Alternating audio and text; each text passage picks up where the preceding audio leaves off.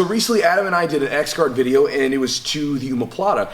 And one of the comments was from Swadhin Nanda. I'm probably saying that incorrectly, but try my best. Says, my mind is blown. I thought the X-Guard was only for sweeps or a transition type guard. I wonder if we could do more stuff with it, right? Like talking about submissions.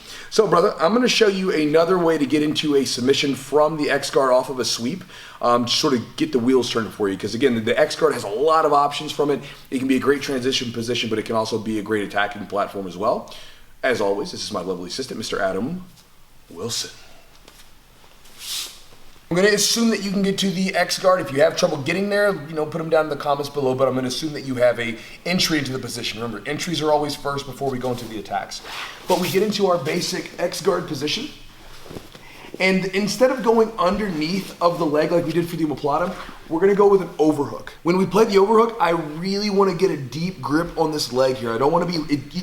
Anytime you're playing the X-Guard, if you're loose on this leg, he can pull this sucker out. So you really got to make sure that you're tight on it. Sometimes I might even grab my lapel just to have a good grip on it. But even if you're just here, boom, just bring your thumb to your shoulder and it'll keep it tight. Now, when we're here, we're going to, again, extend the legs out. Whenever you're playing the X-Guard, you have to keep them off balance, because if you're just sort of sitting here, like hanging out, he's going to smash me down. So I need to extend them to keep him off balance. You can play either one of the sleeves right now, whichever one you want, just grab one.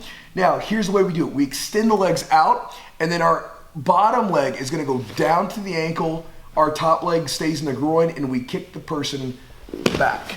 Now, from here, I come up to my elbow, and what this is gonna do, this is gonna keep this little gap open that I just created, right? And then from here, we can take the foot out, and then bring the knee to the hip here, and now we can play a basic leg lock position, and this is legal, right? So for you guys that are doing like gi tournaments, again, we can't reap. If I know some of you guys are newer, if you're curious what a reap is, a basic reap would be if this foot cuts across, notice how the knee goes in. So if my foot's here on the hip, this is good, this is fine. But if the foot cuts across, that's a reap. And if any of you guys do an IBGF tournament, be careful. It's not their fault. You get guys that just, they want to win, and they're, to me, it's a weak way to do it.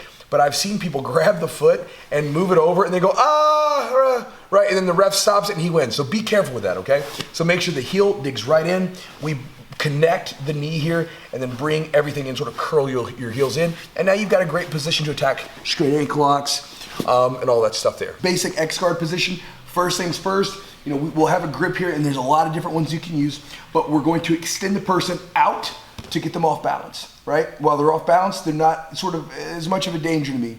Slide down to the ankle, and we kick this leg up.